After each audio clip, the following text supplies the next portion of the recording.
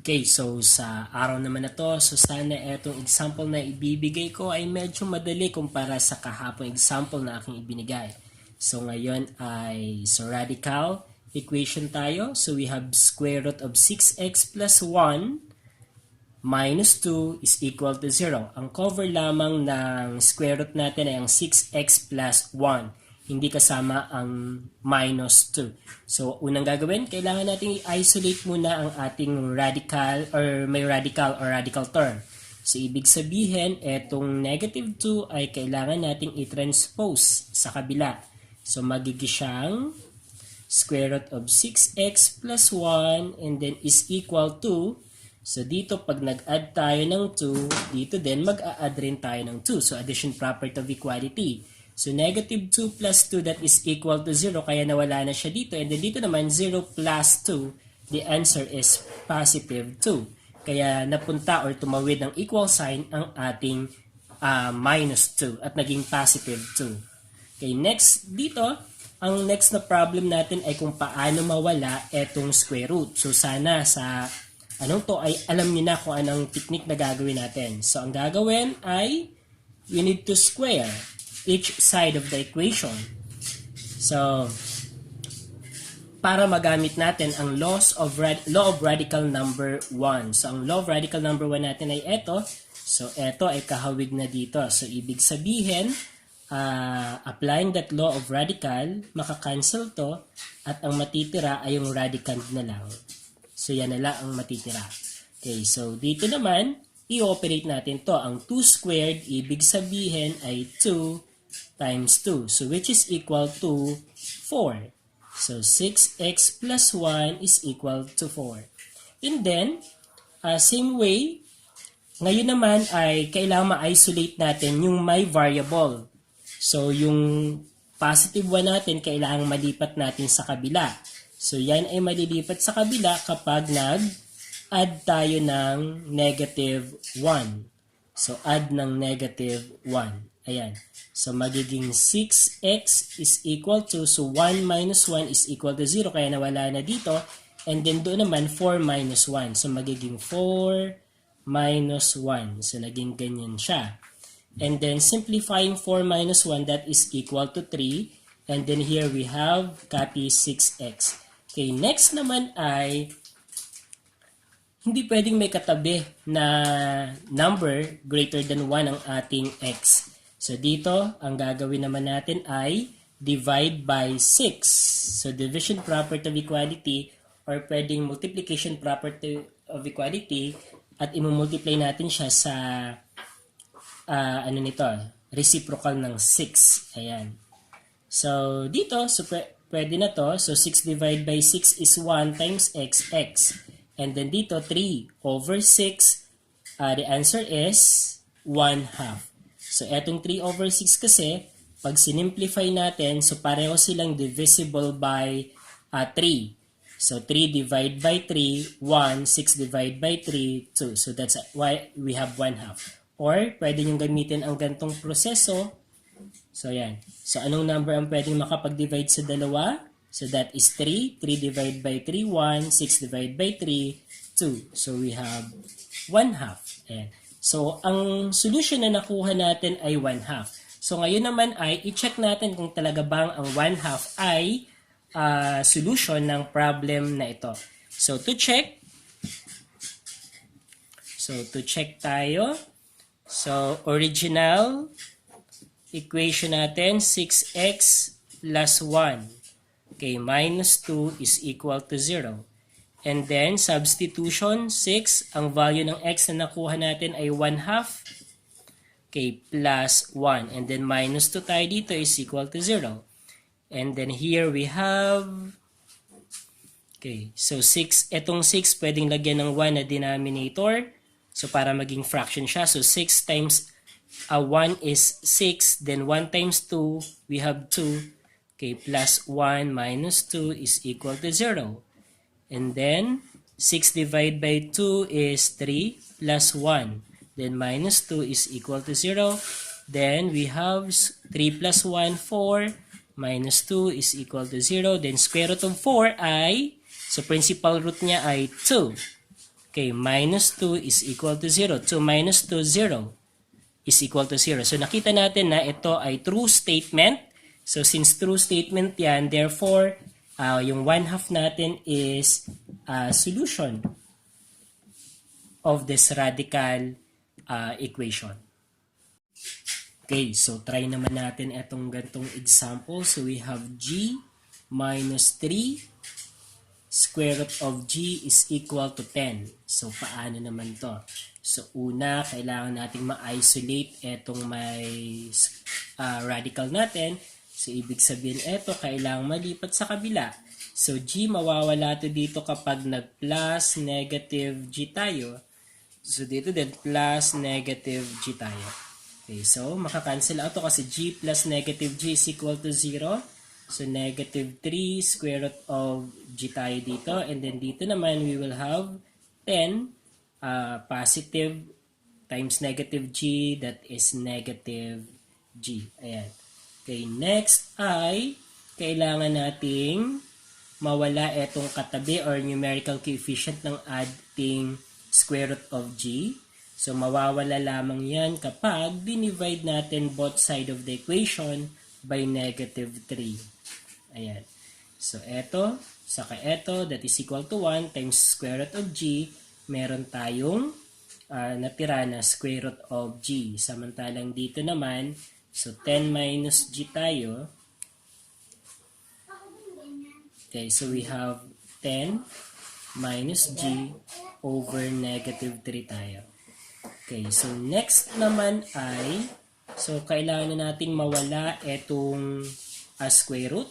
So mawawala ang square root na yan kapag nag-squaring property tayo. Ayan, so i-square natin both side of the equation. So applying the law of radical number 1 ulit. So laging ginagamit ang law of radical number 1.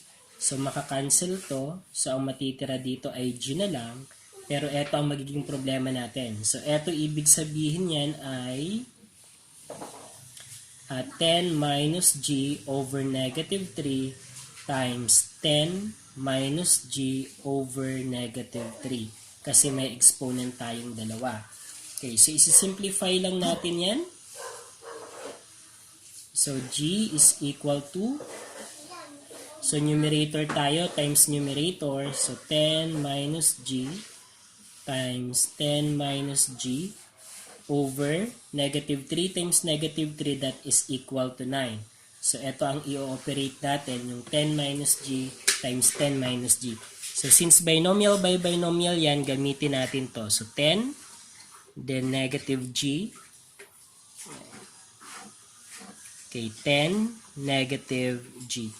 So may shortcut tayo dito, pero ito ang ituturo ko sa inyo. So 10 times 10, 100. 10 times negative g, that is negative 10g. 10 times negative g, negative 10g, the negative g times negative g, that is positive g squared. Ayan. Then, dito, so ito ay like terms, kaya i-combine natin siya. Negative 10g plus negative 10g, that is negative 20g. And then, yung 100 natin. And then, yung g squared natin. Ayan.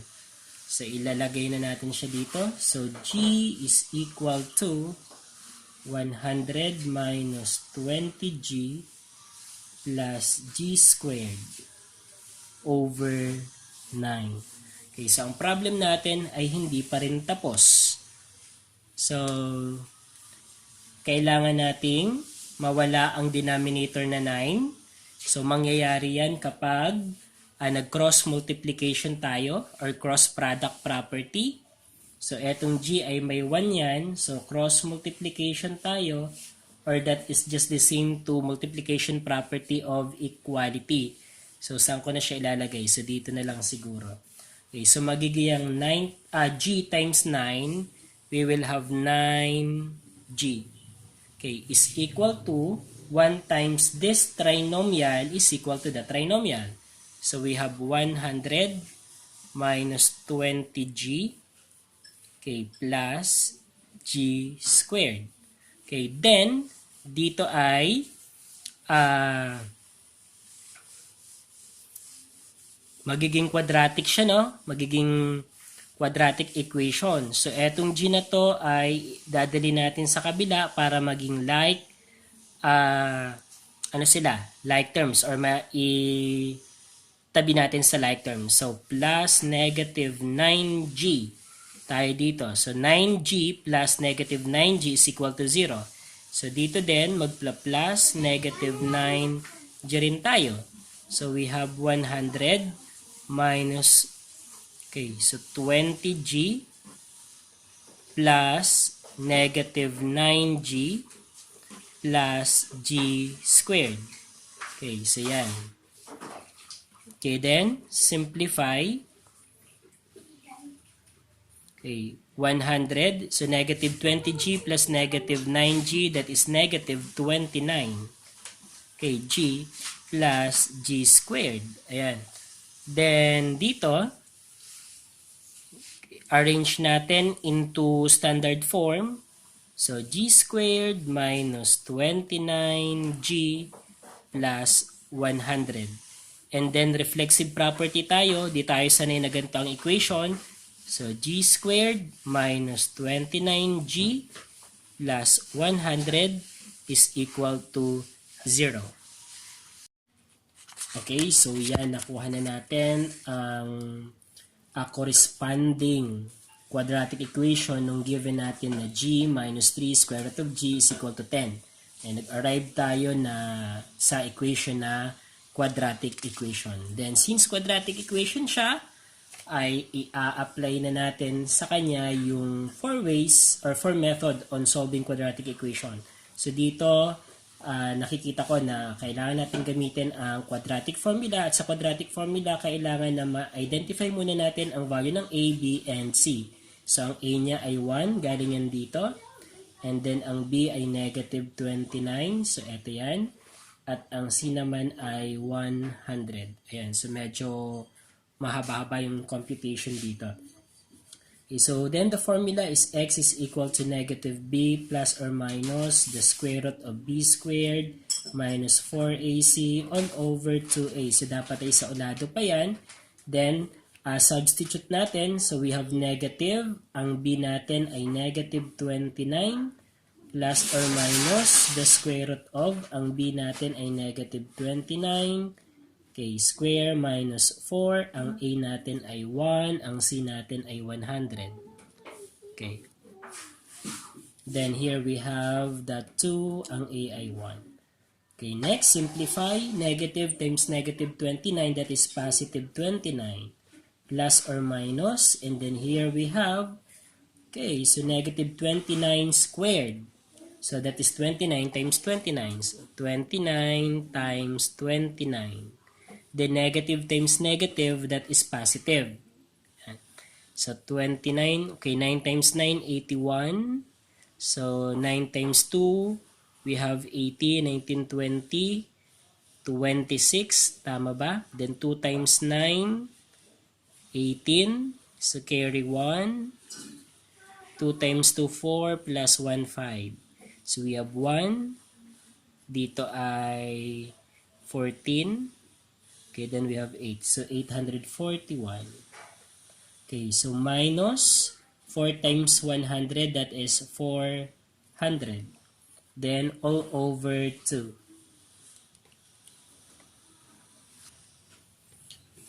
Okay, so next naman ay 29 plus or minus. Okay, 841 minus 400. So, 841 minus 400. Okay, we have 1, we have 4, then 8 minus 4 ay 4. So, we have 441 over 2. Okay. Then, 29 plus or minus, ang square root ng 41, that is, so parang 21 yata ito. So, try natin.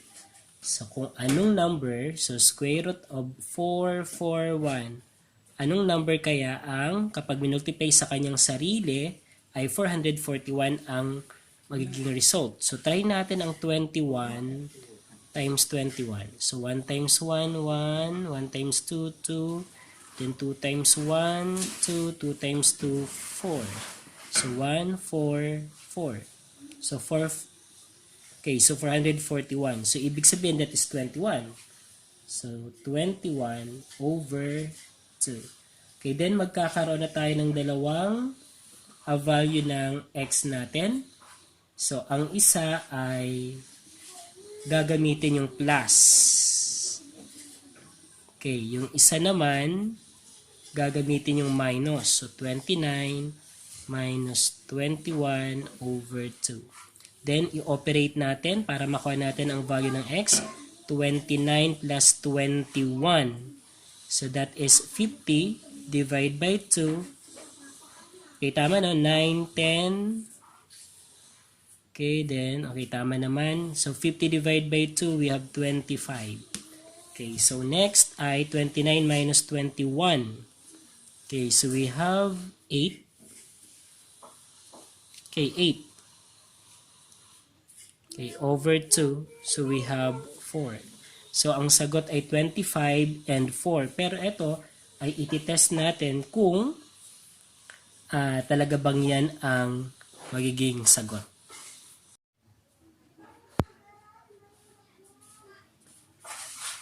Okay, so ayan, nakuha natin yung value ng x na 25 saka 4. So ngayon naman ay i-test natin. Hindi kasi pwedeng hindi ito i-check kung yan pa talaga ay solution or hindi.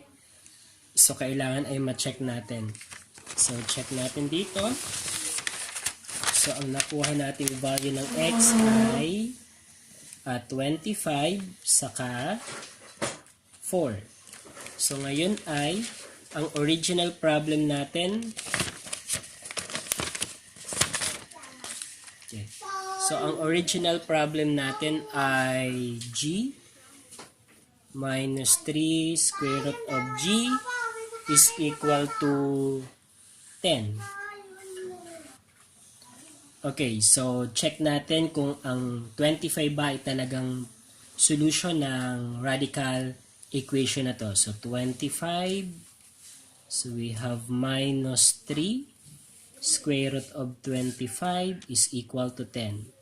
So 25 minus 3 square root ng 25 ay 5 is equal to 10.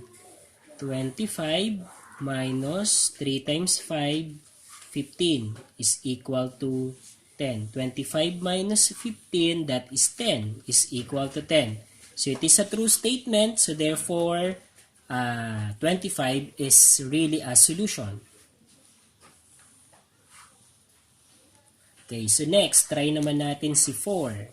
So by substitution, we have 4 minus 3 square root of 4.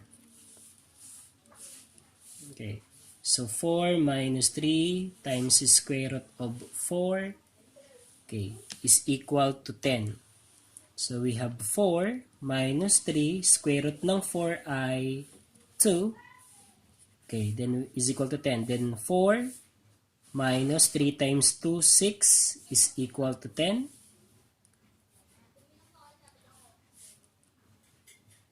Okay, and then 4 minus 6. 4 minus 6 natin ay, this is negative. Okay, this is negative 2 is equal to 10. So, ibig sabihin, this is not a solution to the radical equation. So, double check nga natin. So, x is equal to 4. So, ito ay 4. Okay, ito ay 4. So, 2. Then, times negative 3, we have negative 6. So, 4 minus 6 tayo.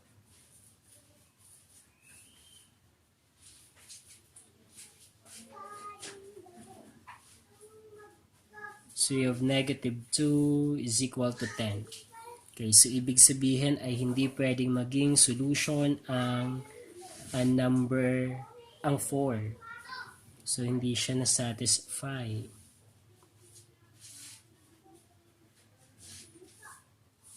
Ayun, yung principal roots ay hindi na satisfied. Okay, so try naman natin to. So sa tingin ko ito ay medyo madali. So try natin. We have cube root of 2x minus 2 is equal to negative 2. So radical equation kasi present ang radical sign and then may equal sign tayo. So that is radical equation. And then ang problem lang natin ngayon, ang index ay cube or 3. Okay, so anong gagawin dito? Okay, so naka-isolate na din naman dito sa left side ang ating may radical. Okay, so ang gagawin na dito ay i-cube natin pareho. So to the third power to the third power. Kung bakit to the third power? Kasi ang index ay 3. Okay, so dito, apply the law of radical number 1 ulit tayo. So ito saka ito ay maka-cancel out at ang matitira ay ang kung anong radical meron siya. So 2x minus 2. And then ito namang negative 2 to the cube, ibig sabihin yan ay negative 2 times negative 2 times negative 2. So tatlong beses minultiply sa kanyang sarili yung base na negative 2. Okay, so we have negative 2x minus 2 is equal to negative 2 times negative 2 is positive 4. Kaso, multiplied to negative 2, that is negative 8. So dito ay meron tayong negative 8. Okay, next, ay i-isolate natin yung may variable na x. So eto, we have negative 2 here. Para mawala yan, mag-a-add tayo ng 2. Add dito ng 2. So addition property of equality. So magiging 2x na lang to kasi negative 2 plus 2 is equal to 0. Then dito naman negative 8 plus 2. So kung titignan natin parang tumawid yung negative 2 at naging positive 2. Okay, so simplify. Negative 8 plus 2, that is, so unlike sign, subtract, we have 6. And then the number with higher absolute value is negative 8. Kaya ito ay negative. Okay, next. May 2 pa na katabi ang x natin. So divide both sides of the equation by 2. Division property of equality. So divide 2 divided by 2 is equal to 1 times x. That is x. And then dito, we have negative 3. So the value of x is negative 3. And then check natin kung talaga bang siya ay solution dito sa radical equation natin. So we have the cube root of 2x minus 2 is equal to negative 2. So that is the original problem natin, no? Okay, so cube root of 2x is negative 3 minus 2 is equal to negative 2. Okay, then here we have cube root of 2 times negative 3, that is negative 6 minus 2 is equal to negative 2. Then cube root of negative 8 is equal to negative 2. Okay, so dito meron ba na kapag minultiply sa kanyang sarili ng 3 beses, ang magiging result ay negative 8. So try natin si negative 2. Okay, so negative 2 times negative 2 is positive 4. Positive 4 times negative 2 is negative 8. So therefore, pwede siyang square root of 3 negative 2 cube. Ganyan, is equal to negative 2. Then cancel ito. Applying the law of radical number 4. Okay, so ito, applying the law of radical number 4. So ito yan. So makakancel to, that is negative 2 is equal to negative 2. So since naging true statement siya, so this is true statement. So therefore, conclusion natin ang negative 3 is a solution. Okay, as simple as that. So mas madali ito.